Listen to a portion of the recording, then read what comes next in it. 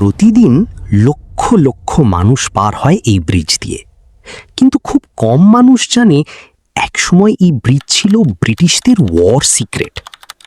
1943 সাল, দ্বিতীয় বিশ্বযুদ্ধ চলছে।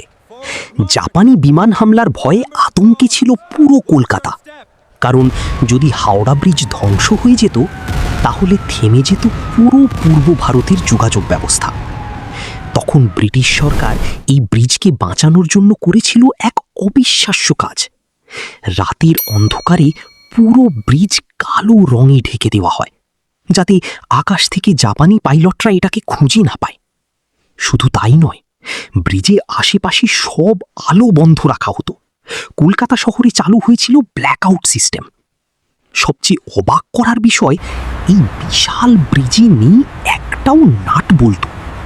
প্রায় 26,000 টন স্টিল দিয়ে তৈরি এই ব্রিজ আজও দাঁড়িয়ে আছে ইতিহাসের জীবন্ত সাক্ষী হয়ে। হাওড়া ব্রিজ শুধু একটা ব্রিজ নয়, এটা কলকাতার বুকে লুকিয়ে থাকা যুদ্ধের এক নীরব গল্প।